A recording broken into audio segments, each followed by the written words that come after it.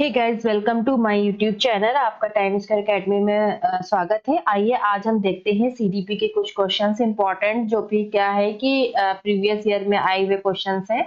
उनमें से किस प्रकार से कैसे क्वेश्चंस आते हैं एग्जाम में और उनको लेकर के चलते हैं। तो कभी ये अक्सर यही पाया गया है कि जब ये क्वेश्चंस हम देख लेते हैं प्रीवियस ईयर के, तो फिर उसके क्वेश्चन जो है हमारे एग्जाम में आते ही आते हैं। तो हम लोग प्रीवियस ईयर के पेपर लेके चलते हैं। सबसे पहले देखते हैं कि 2021 में पूछे गए सीडीपी से, यानी कि बाल विकास चाइल्ड डेवलपमेंट, सीडीपी का फुल फॉर्म। बाल विकास और शिक्षा शास्त्र में जो महत्वपूर्ण जो भी प्रश्न दिए गए थे उनको लेकर चलते हैं, तो उनको देखते हैं। आइए सबसे पहला क्वेश्चन देखते हैं कि एक शिक्षक के रूप में जो लेव वर्गत्सकी के सामाजिक रचनात्मक सिद्धांत में दृढ़ता से विश्वास करता है, आप अपने छात्रों के आकलन को निम्नलिखित में से कौन सी विधि पसंद करेंगे।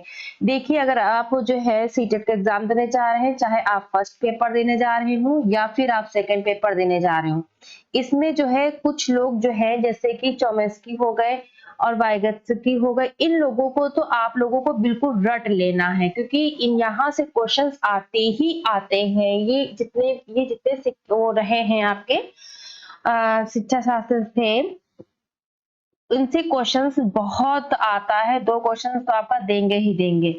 तो यहाँ पर क्या है कि इसका आंसर दिया गया है। देखिए, चलिए देखते हैं कि सहयोग परियोजना से होगा या फिर मानकीकृत परीक्षण से होगा या फिर तथ्य आधारित रिकॉल प्रश्न से होगा या फिर वस्तुनिष्ठ बहुविकल्पी प्रकार के प्रश्न से होगा।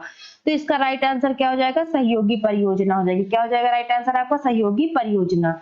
लेकिन मैं तो यही चीज कहूंगी आप लोगों को कि ये सारे क्वेश्चंस को इतना ज्यादा ध्यान देना होगा आप लोगों को कि भाई अगर ये क्वेश्चन कहीं से भी आ गया है तो उसको आप तुरंत देखते ही आंख बंद करके आंसर लगा सकें। और हाँ, एक चीज और ध्यान देने योग्य है कि आप प्रीवियस ईयर के पेपर जो है उसको बहुत ज्यादा लेकर के चलिए, क्योंकि यहाँ से क्वेश्चंस आएंगे ही आएंगे। आपके 2-3 क्वेश्चंस तो फंसने ही फंसने हैं यहाँ से, तो इन सारी चीजों को लेकर के चलना है। तो चलिए नेक्स्ट क्वेश्चन आता है, अपनी कक्षा में व्यक्तिगत भिन्नताओं को पूरा करने के लिए एक शिक्षक को चाहिए क्या चाहिए? शिक्षण और मूल्यांकन के समान और मानक तरीके चाहिए, बच्चों को और उनके अंकों के आधार पर अलग और लेबल करें, या फिर छात्रों के साथ बातचीत में शामिल हो, उनके दृष्टिकोण को महत्व दे, अपने छात्रों पर सख्त नियम लागू करें। तो इसका राइट आंसर हम देखते हैं कि क्या होगा। तो यहाँ पर क्या हो जाएगा? इसका राइट आंसर आपका क्या आ जाएगा? निकल के आ रहा है आपका सी हो जाएगा। देखिए, यहाँ पर क्या है कि थोड़ा सा सीटेट एग्जाम में और टेट एग्जाम में यही फर्क होता है कि टेट में आपसे जो है ग्रामर का पोर्शन ज्यादा पूछ लिया जाता है टीईटी में, लेकिन यहीं पे सीटीटी में क्या होता है, सीटेट में क्या होता है कि चीजें कहाँ से आती हैं, आपकी बौद्धिक क्षमता को जो है मेजर किया जाता है। इसका टेस्ट लिया जाता है कि आपके आपके सोचने समझने की क्षमता कितनी अच्छी है। और वहीं पर यहाँ पर टेट में आप क्या है कि रटी रटाई चीजें आपने पढ़ ली और जाकर के उसका आंसर दे आए, जैसे संधियां हो गई आपकी, या फिर परिभाषा हो गई, या फिर कुछ ऐसे जैसे आ जाएगा कि मान लीजिए क्वेश्चन दे दिया, सीडीपी से ही दे दिया गया कि इसकी क्या कहते हैं मनोविज्ञान की प्रयोगशाला भारत में कहाँ है, यूपी में कहाँ है, तो आपका उसका आंसर राइट एक ही होगा, इलाहाबाद होगा, या फिर जो भी होगा इस तरह के, या फिर कोहलबर्ग का कौन सा सिद्धांत था, उस तरीके के इसमें भी क्वेश्चन आएंगे। लेकिन आपको बहुत ज्यादा ध्यान क्या देना होगा, इसमें आपकी बौद्धिक क्षमता को जो है बहुत ज्यादा मेजर किया जाता है कि आपकी कितनी सोचने समझने की क्षमता, आप अपने क्लास को किस प्रकार से संभाल सकते हैं। अगर आपको एक क्लास में भेज दिया गया कक्षा 1 से 5 तक की क्लास को संभालना है, तो आप किस प्रकार से उसमें अपना जो है अपने आप को प्रेजेंट कर पाएंगे, तो कंट्रोल कर पाएंगे क्लास को, बच्चों के साथ आपका कैसा बिहेव रहेगा, किस तरीके से आप उसको प्रॉपर्ली प्रोसेस में ला सकते हैं। ये सारी चीजें आपके इस एग्जाम में आती है, तो इसमें आपकी सोचने समझने की क्षमता बहुत अच्छी होनी चाहिए। नेक्स्ट क्वेश्चन आते हैं कि आकलन उद्देश्यपूर्ण है यदि, देखिए यहाँ पर हो जाएगा तनावपूर्ण, तनाव पैदा करता है क्या है। यहाँ पे देखते हैं, ये हमारा ए ऑप्शन है, यहाँ पे छूट गया है।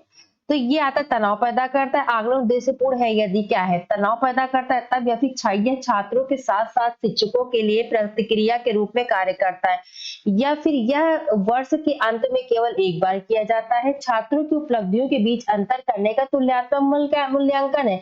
देखिए यहाँ पर इसका राइट आंसर जो है क्या हो जाएगा कि यह छात्रों के साथ साथ शिक्षकों के लिए प्रतिक्रिया के रूप में कार्य करता है। देखिए पढ़ने से क्या लग रहा है हम लोगों को कि राइट आंसर क्या होगा, छात्रों की उपलब्धियों के बीच अंतर करने के लिए तुलनात्मक मूल्यांकन किया जाएगा।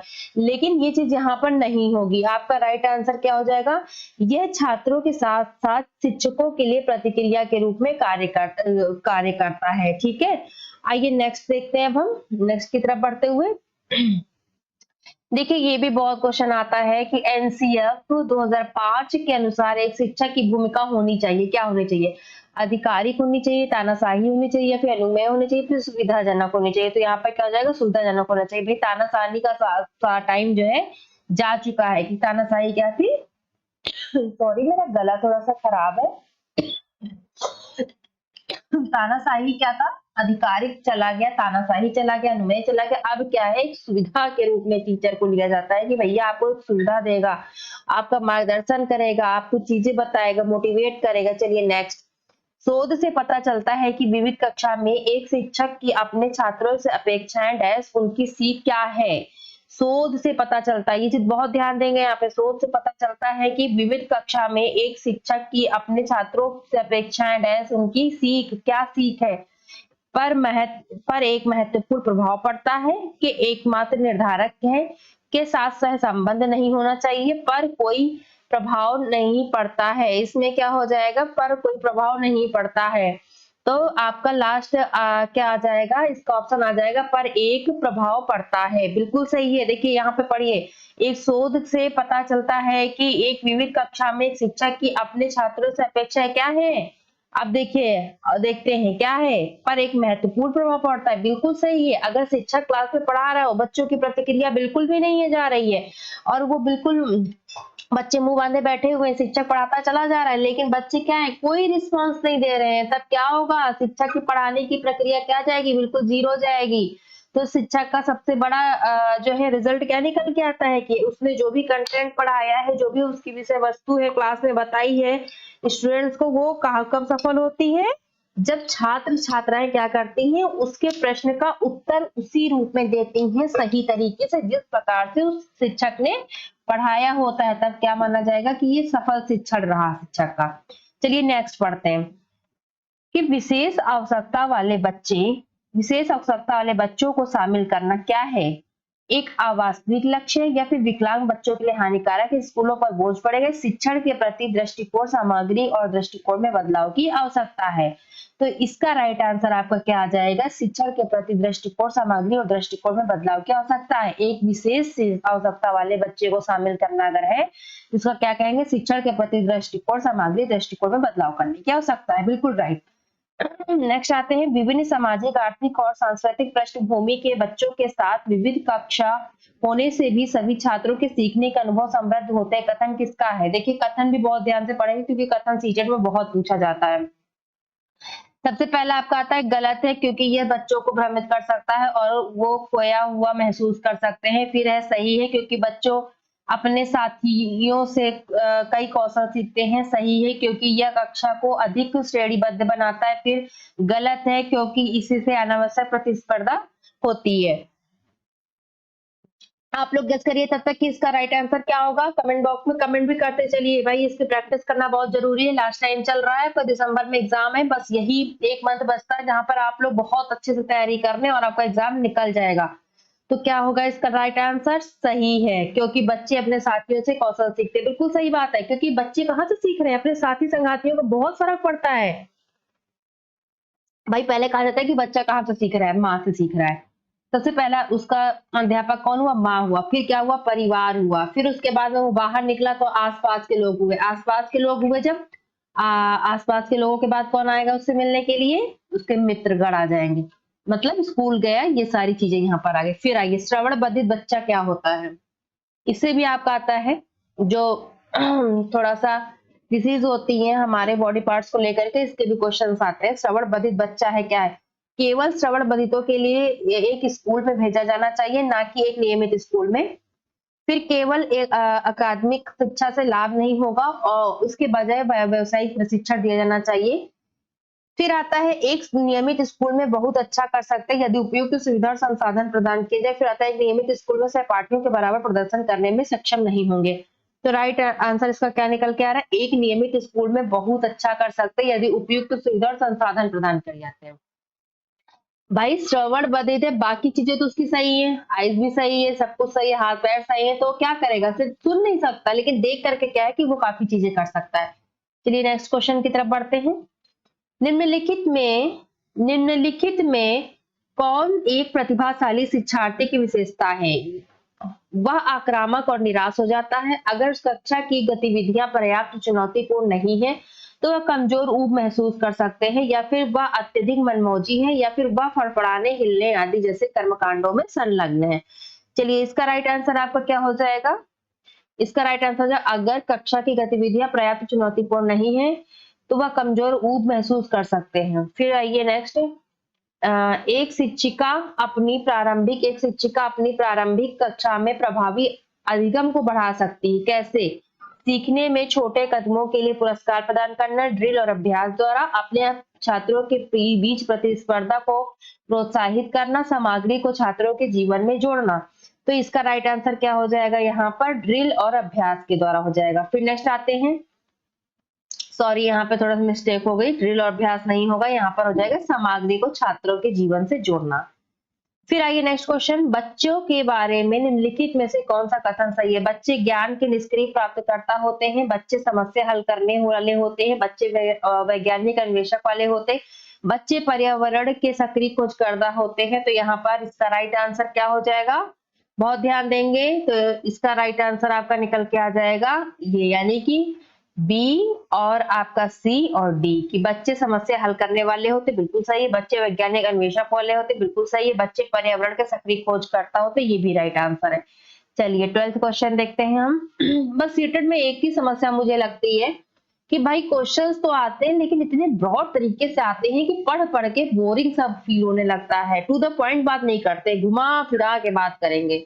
चलिए, छात्रों में वैचारिक विकास को प्रोत्साहित करने के लिए निम्नलिखित में से कौन सा सबसे प्रभावी तरीका है? तो आपका क्या आता है, पुरानी अवधारणाओं के संदर्भ के बिना नई अवधारणाओं को स्वयं ही समझने की आवश्यकता है, छात्रों को याद रखने के लिए कहकर कि उनके गलत विचारों को सही विचारों में बदले। फिर आता है छात्रों को कई उदाहरणों के दें और उन्हें तर्क उपयोग करने के लिए प्रोत्साहित करें, फिर छात्रों द्वारा आवश्यक और वैचारिक परिवर्तन किए जाने का प्रयोग करें। तो यहाँ पर क्या जाएगा, 12 का आपका राइट आंसर क्या हो जाएगा, सी, छात्रों को कई उदाहरण दे और उन्हें तर्क उपयोग करने के लिए प्रोत्साहित करें। फिर नेक्स्ट आता है प्राथमिक विद्यालय के बच्चे वातावरण में सबसे प्रभावी ढंग से सीखेंगे, क्या सीखेंगे?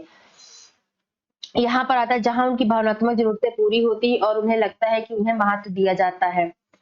तो राइट आंसर आपका यही निकल के आ जाता है। नेक्स्ट आते हैं, नेक्स्ट आता है एक बच्चा एक कौवे को खिड़की से उड़ते हुए देखता है। एक बच्चा एक कौवे को खिड़की से उड़ते हुए देखता है और कहता है एक पक्षी। यह बच्चे की सोच के बारे में क्या बताता है? ए बताता है बच्चे ने पहले यादें संग्रहित की हुई हैं, बी बताता है बच्चे ने पक्षी की अवधारणा विकसित की है, सी बताता है बच्चे ने अपने अनुभवों को संप्रेषित करने के लिए भाषा के कुछ उपकरण विकसित किए हैं। तो इसका राइट आंसर क्या होगा भाई, देखिए आप लोग गौर से, क्या होगा, ए बी सी सब हो जाएंगे, क्योंकि पहले उसने देखा हुआ है पक्षी को, तो कौवे को देखा तो कौवा किस में आ रहा है, पक्षी में आ रहा है, तो उसके अंदर क्या है, यादें संग्रहित है कि भैया जो उड़ रहा है वो पक्षी ही है। फिर बच्चे के पक्षी का उदाहरण विकसित है क्योंकि उसे पता है कि ये जो है इतना बड़ा उड़ रहा है तो वो पक्षी है, तितली नहीं है। फिर आपका आ जाएगा बच्चे ने अपने अनुभव संप्रेषित करके भाषा का उपयोग किया है। ठीक है, लैंग्वेज से क्वेश्चन बहुत आते हैं सीटेट में। फिर आते हैं एक शिक्षक को अपने छात्रों को आंतरिक प्रेरणा के साथ कार्य करने के लिए प्रोत्साहित करने के लिए क्या करना चाहिए? चलो उसके करने से पहले से खत्म करो, आप उसके उसको जैसे क्यों नहीं हो सकते, देखिए उन्होंने इसे पूरी तरह से किया है, कार्य को तेजी से पूरा करें और ट्रॉफी प्राप्त करें, इसे करने का प्रयास करें, आप सीखेंगे। बिल्कुल, देखिए कुछ भी ना पढ़ के यही राइट आंसर हो जाएगा, इसे करने का प्रयास करें, आप सीखेंगे। फिर नेक्स्ट आता है एक शिक्षक अपने छात्रों से सीखने के लिए आंतरिक रूप से प्रेरित होने के लिए कैसे प्रोत्साहित करता है? आप यहाँ पे चिंता और भय को प्रेरित करके, प्रतिस्पर्धी परीक्षण देकर, व्यक्तिगत लक्ष्यों और उनकी महारत को निर्धारित करने के सक्षम करने के लिए, या फिर ट्रॉफी जैसे मूर्त पुरस्कार प्रदान करके। तो इसका राइट आंसर भी क्या आ जाएगा, व्यक्तिगत लक्ष्यों और उनकी महारत से को निर्धारित करने से उनका समर्थन करने पर। अब आता है कि एक प्रारंभिक कक्षा में एक प्रभावी शिक्षक को छात्रों को प्रेरित करने का लक्ष्य रखना चाहिए। क्या, सीखने के लिए, ताकि वे उत्सुक हो जाएं और अपने लक्ष्य के लिए सीखना का पसंद करें। फिर याद रखने के लिए, रेट करने के लिए, ताकि वे याद करने में अच्छे हो जाएं। दंडात्मक उपायों का उपयोग करके, ताकि वे शिक्षक का सम्मान कर। प्रदर्शन करने के लिए, ताकि वे वर्ष के अंत में अच्छे अंक प्राप्त करने की परीक्षा में प्राप्त कर सके। चीज छूट गई यहाँ पे। तो इसका राइट आंसर क्या हो जाएगा 17 का, आप लोग खुद कमेंट करें। दंडात्मक उपायों का उपयोग करके, ताकि वे शिक्षक के सम्मान करें। फिर नेक्स्ट आते हैं, निम्नलिखित में से कौन प्रभावी स्कूल अभ्यास का उदाहरण है। निम्नलिखित में से कौन प्रभावी स्कूल अभ्यास का उदाहरण है, तो आपका आ जाएगा लगातार तुलनात्मक मूल्यांकन, शारीरिक दंड, व्यक्तिगत शिक्षा या प्रतिस्पर्धा। तो इसका राइट आंसर आपका क्या आ जाएगा, व्यक्तिगत शिक्षा आ जाएगा। फिर नेक्स्ट क्वेश्चन आता है, विकास का सेफ्लोकॉर्डल सिद्धांत बताता है कि विकास कैसे आगे बढ़ता है। विशिष्ट कार्यों के लिए सामान्य से, फिर एकीकृत कार्यों के लिए विभेदित, या फिर सिर से पैर तक, या फिर ग्रामीण से शहरी तक। तो भाई इसका राइट आंसर आपका सीधे से निकल के क्या आ जाएगा, सिर से पैर तक। पहले सिर का डेवलप होता है, उसके बाद ही पैर बनते हैं। ये चीज ध्यान रखेंगे। फिर आते हैं, निम्नलिखित में कौन भाषा के विकास से संबंधित एक संवेदनशील अवधि, प्रसव पूर्व अवधि, मध्य बचपन अवधि, वयस्कता, या फिर प्रारंभिक बचपन की अवधि। तो आपका राइट आंसर क्या हो जाएगा, यहाँ पे निकल के आ रहा है प्रारंभिक बचपन की अवधि। देखिए कितने बड़े बड़े से क्वेश्चन दिए हुए हैं प्रीवियस ईयर में। 6 साल की एक बच्ची असाधारण खेल क्षमता दिखाती है। उसके माता पिता दोनों खिलाड़ी हैं। उसे प्रतिदिन कोचिंग के लिए भेजते हैं और सप्ताहांत से उसे प्रशिक्षण देते हैं। उसकी क्षमताओं के बीच बातचीत का परिणाम होने से क्या सबसे अधिक संभावना क्या, अनुवांशिकता और पर्यावरण का विकास, और विकास का स्वास्थ्य और प्रशिक्षण का अनुशासन और पोषण का। तो इसका राइट आंसर क्या होगा, बताइए गाइस, अनुवांशिकता और पर्यावरण से। फिर आइए, निम्नलिखित में से कौन सा समाजीकरण के द्वितीयक एजेंट है। परिवार पड़ोस है, या फिर स्कूल पड़ोस है, या फिर स्कूल और जो है तत्काल परिवार के सदस्य हैं, फिर परिवार के और रिश्तेदार हैं। देखिए अभी इससे पहले हम समझा भी चुके हैं कि क्या है, बच्चा घर से निकल के कहाँ जाता है, पड़ोस में या फिर स्कूल में। तो राइट आंसर आपका सेकंड हो जाएगा। चलिए नेक्स्ट देखते हैं। लेव वाइगोत्स्की, हमने कहा लेव वाइगोत्स्की और चॉम्स्की, इन सबको बहुत ध्यान से पढ़ लेना। इनसे क्वेश्चन से एक दो आते जरूर है। देखिए दूसरा क्वेश्चन खुद ही यहाँ पर आप लोग को दिख जाएगा। कॉलबर्ग का भी बहुत पूछते हैं। लेव वाइगोत्स्की के अनुसार संज्ञानात्मक विकास के प्राथमिक कारण क्या है। संतुलन है, संपर्क, सामाजिक संपर्क है, मानसिक स्कीमा का समायोजन है, उत्तेजना, प्रतिक्रिया जोड़ है। तो राइट आंसर क्या आपका आ रहा है यहाँ पर, सामाजिक संपर्क है। फिर आइए, कोहलबर्ग के नैतिक तर्क के चरणों के संदर्भ में बच्चे की दी गई विशिष्ट प्रतिक्रिया किस चरण में आएगी। यदि आप ईमानदार हैं तो आपके माता पिता आप पर गर्व होगा, इसीलिए आपको ईमानदार होना चाहिए। ये सजा, आज्ञाकारिता अभिविन्यास है, फिर सामाजिक अनुबंधन अभिविन्यास है, अच्छी लड़की अच्छा लड़का अभिविन्यास है। भाई ये भी बहुत होता है, अच्छी लड़की अच्छा लड़का भी समझना, और कानून और व्यवस्था का भी विन्यास है। तो इसका राइट आंसर आपका क्या हो जाएगा, अच्छी लड़की या फिर अच्छा लड़का का भी विन्यास है। फिर आइए, जीन पियाजे के अनुसार सीखने के लिए निम्नलिखित में से क्या आवश्यक है। शिक्षार्थी